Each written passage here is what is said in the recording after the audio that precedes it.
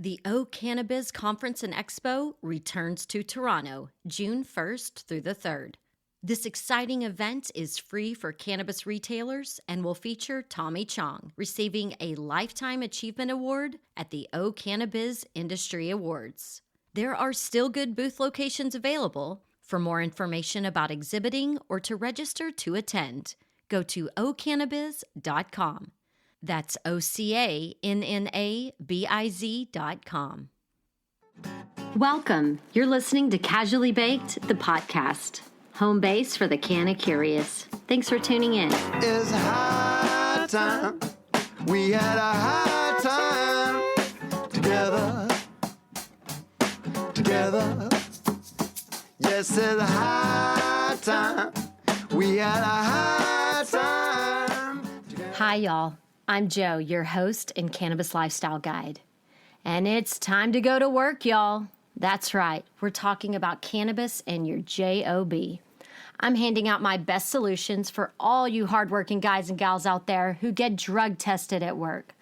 I'm also sharing some expert tips for those of you who work better casually baked but are still too nervous to be functionally high at the office. And finally, for those of you adventurers who live on the edge and need a last-minute solution to pass an upcoming drug test? Shit. I'm not the best gal to answer that question. So I went to the interwebs for help, and I'm sharing what I learned with you.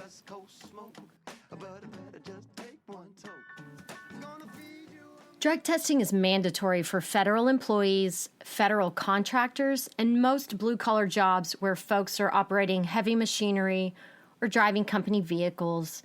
And even though it isn't required in the private sector, many employers have some form of drug screening process. In states where medical or recreational cannabis is legal, many employers breeze over the cannabis test, but you can't count on that. I personally have only been drug tested once. It was for a temp job right out of college when I was 21 and I still looked 16, so nobody would hire me. Seriously. They were afraid I wouldn't be taken seriously. I had someone tell me that in an interview. Well, yeah? Well, who's laughing now, bitches? I'm the 40-year-old that gets high fives at Whole Foods after I get carded for my bottle of vino. But I digress. I smugly digress. I definitely knew I would fail that drug test. So I immediately began a regimen of niacin, B-complex, cranberry juice, and a shit ton of water to flush out my body as quickly as possible. I also recall buying some high-dollar drink from the head shop to flush my system without making my pee appear diluted a few hours before the big exam. Anyway, I passed the damn test. I remember being stressed and thinking, I don't ever want to have a job that drug tests. So I didn't. Never again. I went into the playground of media sales and marketing where everybody expects you to be high and drunk at work. Pot smokers already know this, but if you're a canna-curious newbie, this sidebar is for you. Cannabis remains in a person's system longer than other drugs. So a marijuana test, unlike an alcohol test, will not indicate whether you are under the influence at the time of the test. Instead, depending on your consumption habits, the drug test may show THC in your bloodstream from marijuana use days, weeks, or even months before the day of the test. That is exactly what makes this drug testing thing stressful for us peaceful stoners. You just can't be sure. If you're tuning in trying to figure out how to pass a drug test, my first piece of advice, just Google it. Come to think of it, Nike's been in a bit of a bind lately. I wonder if they'd be willing to license out their tagline. Just Google it. I sure as shit find myself saying it quite often, but that's a whole other side rant I can't even get into right now. Anyway, I did just Google it a few hours ago when I was preparing for this podcast, and quickly stumbled onto a message board on marijuana.com where a guy that goes by screen name Agent Moo was giving his play-by-play regimen in explicit detail. Seriously. I'm not sure if sex and jerking off is imperative to the cleansing and purging process, but Agent Moo heard it might be, so overshared the details just to be safe. Thank you, Agent Moo, for the meticulous and candid note-keeping on behalf of the greater cannabis community. But as a writer, I gotta say, you buried the lead, bro. I thought you were just being pervy until I got to your end summation. I'm still grateful. It's just an observation. I know last November is a scary time to remember for many of us, but it's also when California voters passed Proposition 64, the Adult Use of Marijuana Act. The new law allows anyone over the age of 21 to possess up to 1 ounce of marijuana or 8 grams of marijuana concentrates.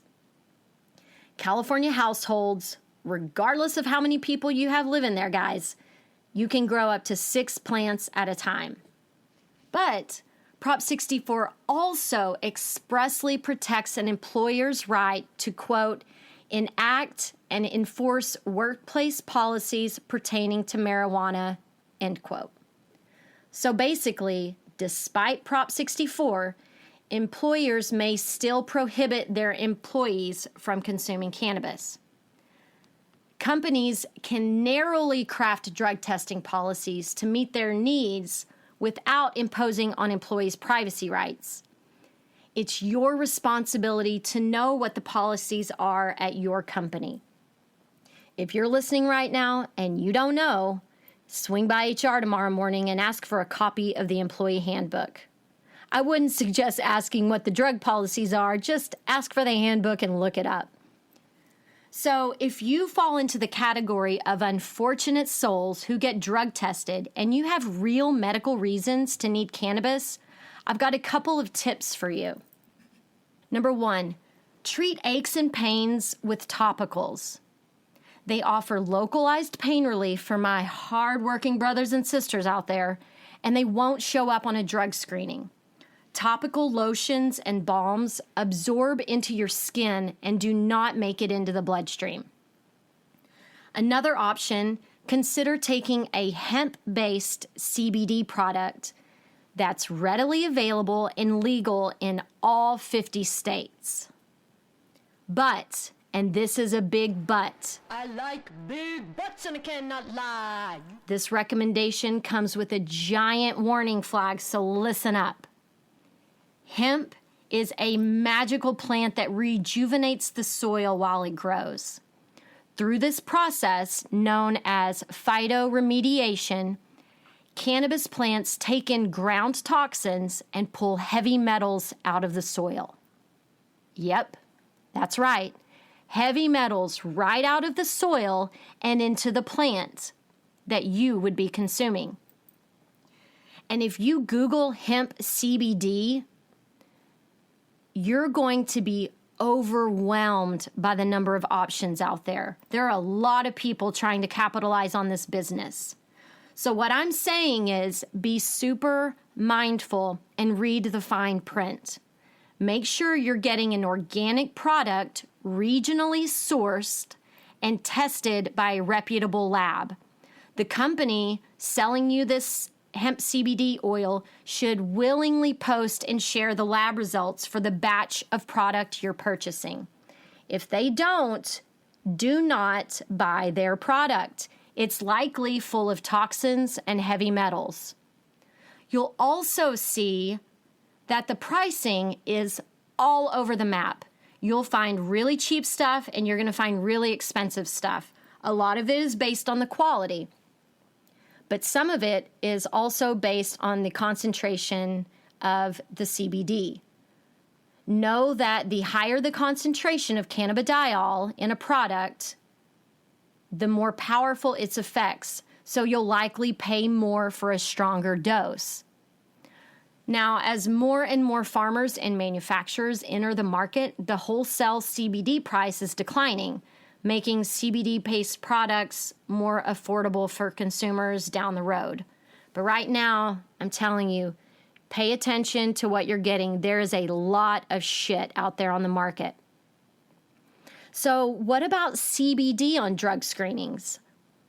When drug testing is mandated, employers typically follow the Substance Abuse and Mental Health Services Administration guidelines because it's familiar and it puts them on solid legal ground. The screening includes detection of THC, since it's the psychoactive cannabinoid associated with being high. This urine test is known to have very little cross-reactivity to the non-psychoactive cannabinoids like CBD, CBN, CBG, CBC, and others. I did some digging on leafly.com. If you're not familiar with that website, it's fantastic. It's leafly.com. And I learned that most research suggests that for infrequent or non-daily users of cannabis, a typical high-dose marijuana cigarette containing 40 to 50 milligrams of THC would result in a positive THC metabolite screen for up to 2 days. On the other hand, routine cannabis users like me could be positive for weeks from that very same amount. Since we're all precious snowflakes, factors such as how much we consume, how often, the method of consumption, additional medications we take, and our personal metabolism all change the equation. So, if you want to play it safe, use a high-quality, scientifically vetted, hemp-based product at the standard serving size. Hemp products contain trace amounts of THC. I'm talking 400 to 600 times less THC than cannabis products, so minimal amounts. CBD offers a wide variety of medical benefits: pain and inflammation relief, anti-anxiety, anti-cancer, anti-convulsive, antidepressant, bone stimulant, neuroprotectant. You know, the list goes on, but the moral of the story is CBD is good for overall health and wellness. No matter your age, I consider it my multivitamin. If you're one of the lucky ones like me who found a career that doesn't keep tabs on your extracurricular affairs, you need to know my favorite methods for maintaining a functional high at the office. As a creative, cannabis is an important catalyst for a lot of my work. I'm expected to be quick and clever and move people to action with my words on a daily basis. That's a lot of pressure. But being casually baked makes me really fucking good at my job. Personally, I get up extra early so I have time to wake and bake and meditate every morning, which is when a lot of my idea generation happens. If you're not a smoker, no problem. My suggestion for you would be to find a tincture or sublingual strip at your dispensary in a 1-to-1 CBD to THC ratio. Now, if you're sensitive to THC, perhaps try a 3-to-1 or even an 8-to-1 CBD to THC ratio.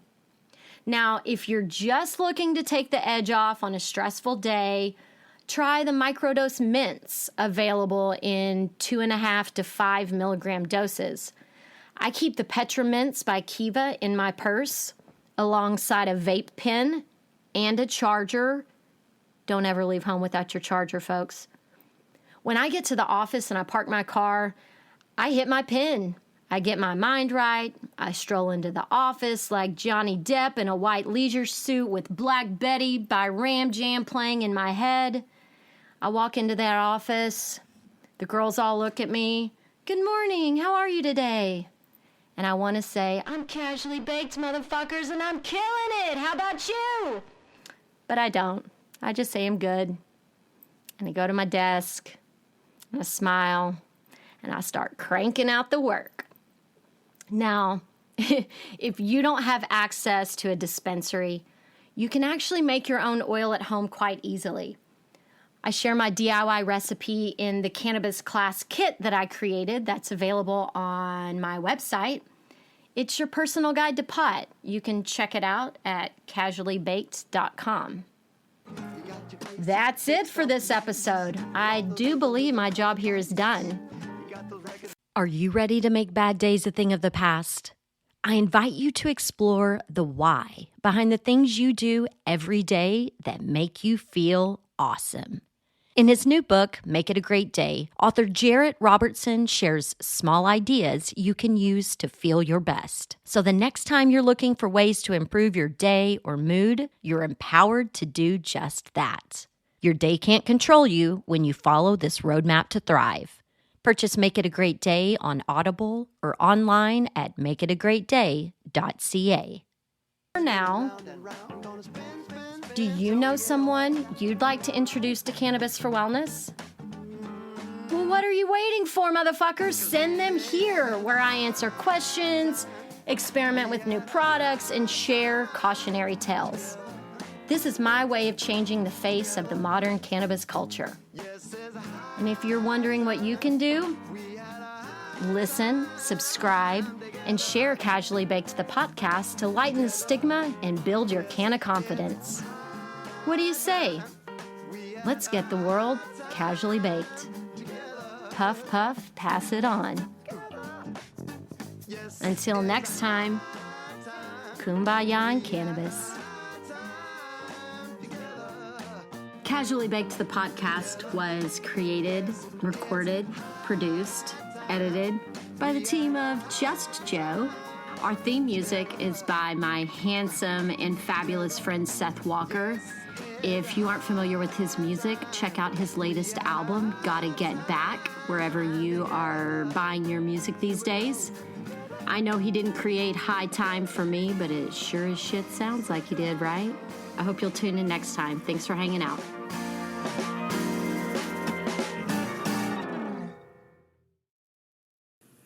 I'm Josh Kincaid, capital markets analyst and host of your cannabis business podcast, The Talking Hedge, and newest member on PodCon X. So come on over and check out The Talking Hedge. We talk about business news, interviews, investments, events, all that stuff. So come nerd out with me over at The Talking Hedge. You can find me at thetalkinghedgepodcast.com or on all your favorite podcast platforms. Don't forget to like, share, and subscribe, or don't.